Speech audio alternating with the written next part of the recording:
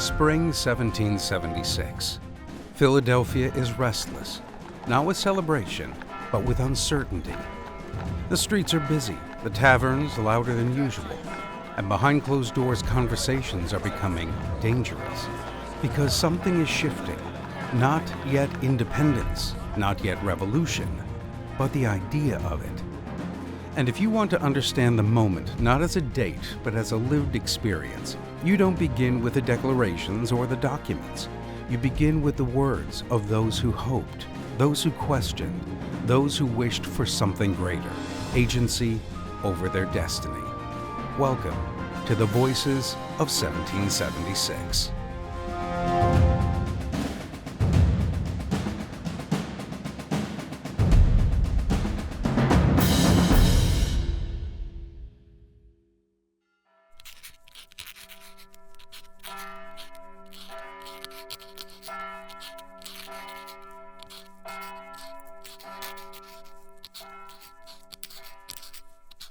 March 31st, 1776. I long to hear that you have declared an independency. And, by the way, in the new code of laws, which I suppose it will be necessary for you to make, I desire you would remember the ladies, and be more generous and favorable to them than your ancestors. Do not put such unlimited power into the hands of the husbands. Remember, all men would be tyrants if they could. I wish you would ever write me a letter half as long as I write you, and tell me, if you may, where your fleet are gone. What sort Abigail of Adams, writing to her husband John, who is at this moment in Philadelphia, helping to decide the future of a nation that does not yet exist. It's a remarkable letter, playful, sharp, and quietly radical, because even as revolution is being discussed, she is already asking, who exactly will this revolution be for? April 14th, 1776. As to your extraordinary code of laws, I cannot but laugh. We have been told that our struggle has loosened the bands of government everywhere, that children and apprentices were disobedient, that schools and colleges were grown turbulent. But your letter was the first intimation that another tribe, more numerous and powerful than all the rest, were grown discontented. John Adams laughs, and yet he answers her, which tells you something, even here, at the very beginning. The revolution is already bigger than the men and women writing it. Not everyone writing to a man in power has a husband in the room. In October 1775, a young poet named Phyllis Wheatley sits down to write a letter of her own, addressed not to a husband, but to the newly appointed Commander-in-Chief of the Continental Army. She was born in West Africa, enslaved as a child, brought to Boston around age 7. The family that bought her taught her to read and write, and by her early 20s, she was a published, celebrated poet, the first African-American ever to print a book. By the time of this letter, she has become a free woman for 2 years. I have taken the freedom to address your excellency in the enclosed poem, and entreat your acceptance, though I am not insensible of its inaccuracies. Your being appointed by the Grand Continental Congress to be Generalissimo of the armies of North America, together with the fame of your virtues, excites sensations not easy to suppress. Your generosity, therefore, I presume, will pardon the attempt. Washington was busy at the time running a siege. It would take him 4 months to reply. When he finally does, in February of 1776, it is, as far as historians find, the only letter George Washington is known to have written to a person of color in his lifetime.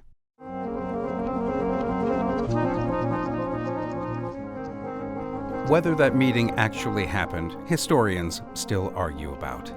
But while Abigail debates representation and Phyllis Wheatley writes hopeful verse to a general, Congress is wrestling with something more dangerous. How do you fight a war without building the very thing you're afraid of? In 1774, the First Continental Congress had refused to even create an army. Not out of cowardice, out of fear. A standing army, they believed, was exactly the kind of tool a bad government could turn against its own people. So instead, they wrote careful, hopeful letters to King George, asking him to simply roll back the intolerable acts and let things return to how they'd been. But events would soon overtake them. On June 14th of 1775, the Second Continental Congress did the thing it had refused to do. On the page, it reads almost comically dry, bureaucratic language for the birth of an army of war. 6 companies of expert riflemen be immediately raised in Pennsylvania, 2 in Maryland, and 2 in Virginia. And each company consists of a captain, 3 lieutenants, 4 sergeants, 4 corporals, a drummer or a trumpeter, and 68 privates. And just like that, buried in a list of how many sergeants per company, the Continental Army exists. No bells, no parade. It is simply resolved with the stroke of a pen. And it isn't only colonists that are choosing sides. That same year, a British officer named Charles Lee resigns his king's commission and publishes an extraordinary letter explaining why. Whenever it shall please His Majesty to call me forth to any honorable service against the natural, hereditary enemies of our country, or in defense of his just rights and dignity, no man will obey the righteous summons with more zeal and alacrity than myself. But the present measures seem to me so absolutely subversive to the rights and liberties of every individual subject that I think myself obliged in conscience, as a citizen, Englishman, and soldier of the Free State, to exert my utmost to defeat them. And then Congress does the second thing it must. Name someone to lead the army it just created. They choose a Virginia planter and French and Indian War veteran, George Washington, and hand him an almost impossible assignment. Build an army strong enough to win a war, but not so powerful that it could simply take the country for itself once the war was won.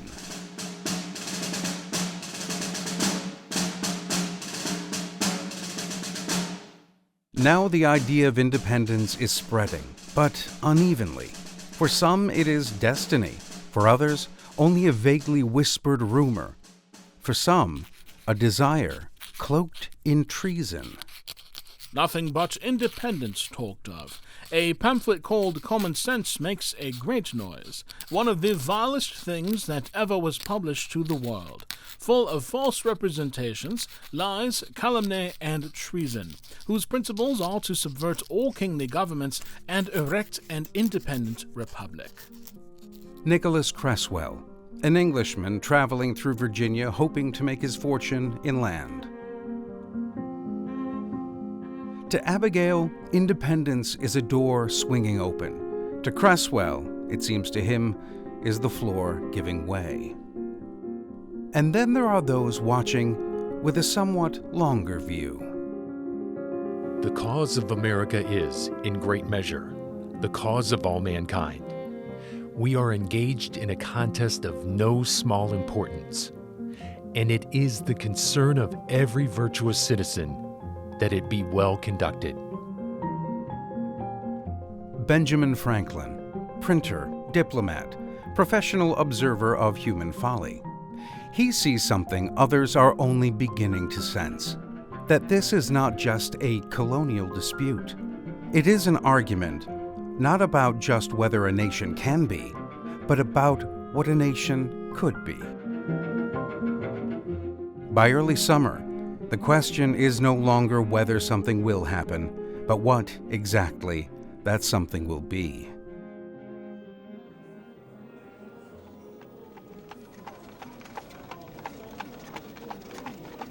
In Philadelphia, behind closed doors, the debates are sharpening, and the word independence begins moving from a whisper to a daring possibility. And all of it, the letters, the arguments, the whispered debates behind closed doors, is about to be overtaken by something that cannot be argued with.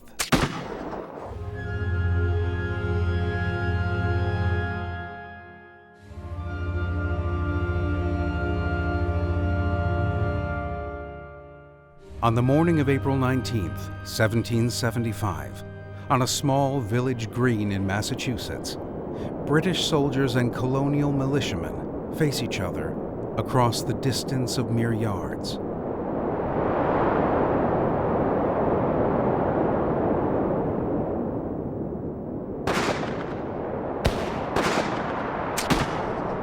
The first volley is exchanged. The war has begun.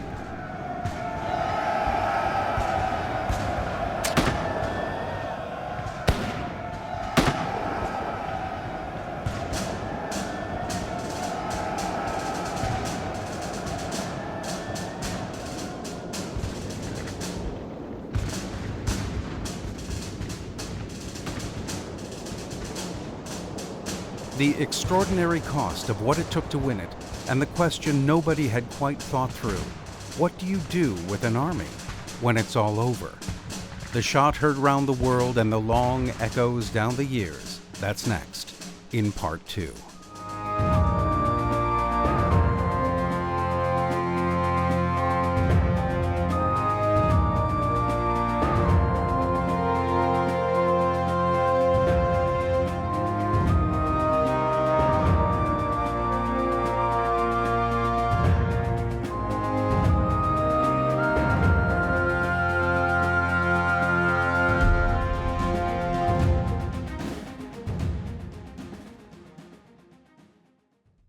You've probably heard that prices for used vehicles are up compared to a year ago. And you may have been thinking about trying to sell that car you're not using anymore. But consider this, that car can also be used to financially support WGTE. So if you don't need it, donate it. Pickup is free and the process is easy. Learn more at wgte.org/support, and thank you. Stay in touch with your community with the newly redesigned WGTE app. Stream locally produced TV programs, podcasts, and radio, as well as your favorite PBS and NPR programming. Plus, get access to tons of great PBS Kids programming, perfect for parents on the go. It's your community, your stories, your public media. Available on demand with the WGTE app. Download it on the Apple App Store or Google Play today.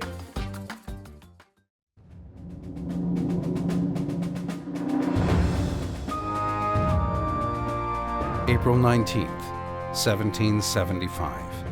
Lexington, Concord. Farmers and shopkeepers called Minutemen meet British regulars on a village green at dawn.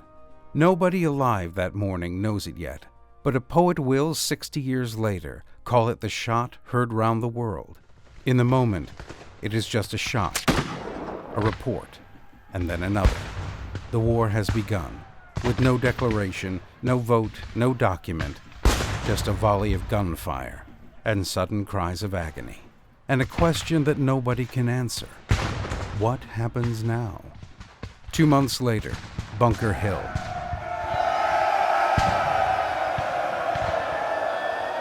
The British take the ground. It cost them over 1,000 men. A strange kind of victory.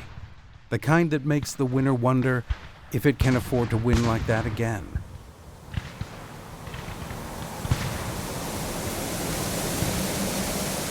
Washington's army is then chased out of New York. It nearly disappears that winter. Then, on a frigid night, he crosses an icy river with what's left of his army, and Trenton falls before dawn. Not a large victory, possibly the one that does keep the whole effort alive. And even as Washington retreats and the army fights for its life, something else is happening in Philadelphia. In early June, a Virginian named Richard Henry Lee stands up in Congress and says the words almost no one has dared to say outright, that these colonies are, and of right ought to be, free and independent states. Congress argues, it stalls, it appoints a committee of 5, Jefferson, Adams, Franklin, Sherman, Livingston, and asks them to draft something, just in case the vote goes through. It falls mostly to Jefferson alone. With a borrowed writing box, over about 2 weeks, he finds the words. He writes. The committee edits. Congress edits further still, cutting nearly a quarter of it. Specifically, a 168-word paragraph Jefferson included as a condemnation of the slave trade. It was struck on the insistence of delegates from Georgia and South Carolina. It would seem even the document's most idealistic language arrived compromised. A compromise to present a united front against the British. On July 2nd, the vote for independence passes. On July 4th, the edited document is formally adopted. We hold these truths to be self-evident, that all men are created equal, that they are endowed with certain unalienable rights, that among these are life, liberty, and the pursuit of happiness. It's difficult now to hear those words as anything but inevitable. But in 1776, they are anything but. Because these words are being written in the midst of a war nobody is sure of winning, by men who do not know if they will live to see what they mean.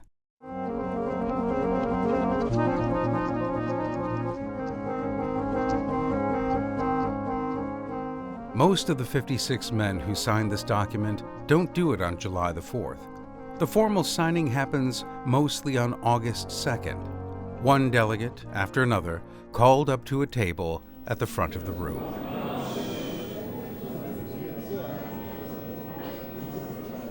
Under British law, what these men are undertaking is treason. The penalty is death. Every man who picks up that pen knows it. This is the room that these words actually emerged from. Not a space of certainty, not of destiny. Men joking about their own hanging, because the alternative was sitting in silence, with the weight and the gravity on their shoulders.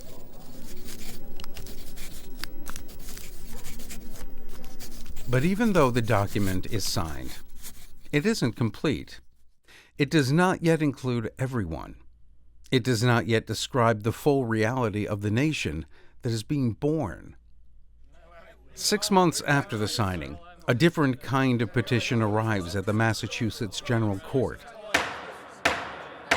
Its authors hold no seat in any Congress. Their names are Lancaster Hill, Peter Bess, Brister Slenton, Prince Hall, and 4 others. The legislature reads the petition.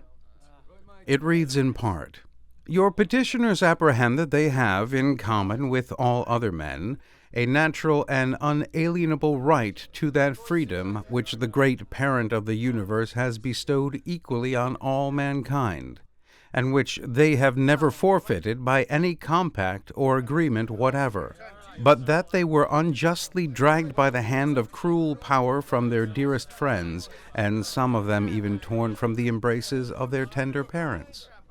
The legislature reads the petition. It sets it aside. Forwarded to committee, then to another. No law follows. It will not be the last time these words are sent to Boston, or the last time they will go unanswered. News that the Sanhedrin had declared the 13 united colonies free and independent states, that this was intended by the northern colonies from the first. To Cresswell, it is theft dressed up as principle. To the soldier standing in formation a few blocks away, it is just one more thing he is too tired and too hungry to fully feel yet. We hear that independence has been declared. There was some cheering, though it was brief. The war continues, and we remain as we were. Independence has been declared, but it has not yet been won. That same week, soldiers and Sons of Liberty pull down the gilded statue of King George III at Bowling Green in New York. It is melted down, by most counts, into more than 42,000 musket balls. I didn't help pull it down, but I saw it after, broken in the street, the gold leaf scratched away by somebody's thumbnail. Strange thing to think on, a king melted down into bullets for another man's musket. Nobody told us what tomorrow looked like, only that there was no going back to yesterday.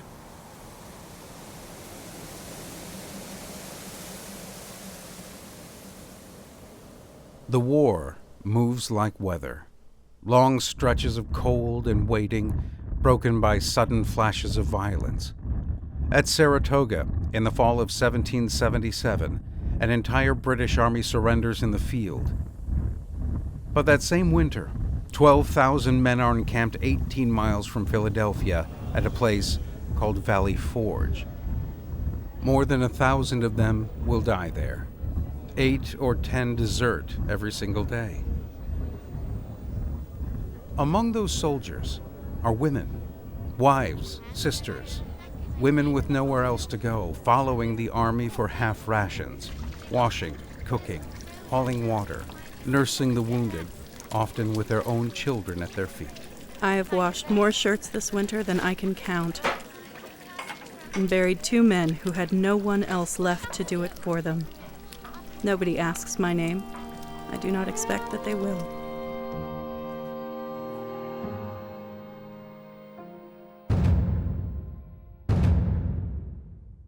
And then in October of 1781, 5 years, 3 months, and 26 days after independence was declared, a British army under Lord Cornwallis is surrounded at a place called Yorktown, with nowhere left to retreat. The band is said played the tune "The World Turned Upside Down." Cornwallis surrenders. It will, however, take 2 more years of negotiation in Paris to make it official, but the war, for all practical purposes, is over.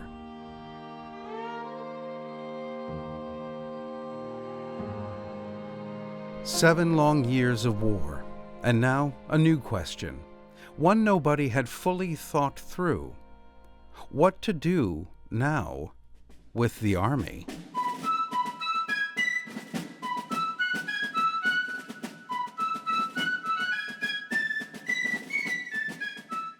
On December 23, 1783, after Cornwallis has surrendered, after the Treaty of Paris has formally ended the fighting, George Washington stood before Congress one more time, not to ask for power, but to give it back.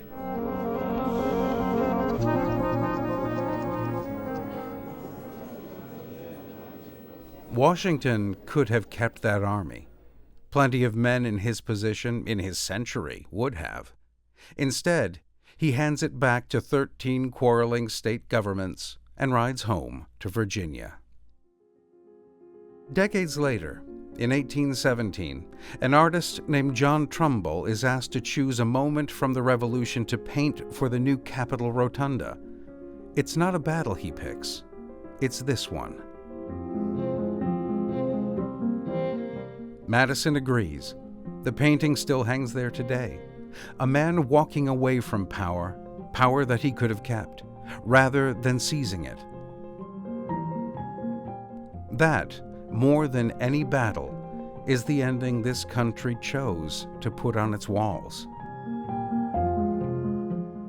And yet, for all that gets remembered, something Abigail Adams asked for in the spring of 1776 takes a very, very long time to arrive. I desire you would remember the ladies and be more generous and favorable to them than your ancestors.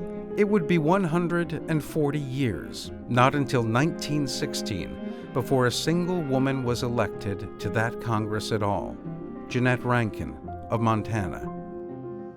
And not until 1920, 4 years later, would women across the rest of the country win the right to vote that had made her election possible. Abigail never got a real answer to her letter, but somebody eventually was listening. So our independence, it's not a tale of certain heroes marching toward a destiny they could already see, but of people, husbands, wives, soldiers, and poets, generals and the women who washed their clothes, the enslaved and the free, the convinced and the doubtful, taking a risk they could not know would work and hoping against the odds that it might be worth it. And after 250 years, the great American experiment goes on. It remains for us, to make it worth the sacrifice of so many 250 years ago for we, the people. To approximate the sentiment of D. Elton Trueblood, a society grows great when its citizens plant trees whose shade they know they shall never sit in. So it is up to us now to plant those trees of understanding, of compassion, and of empathy for those yet unknown and future Americans of 2176.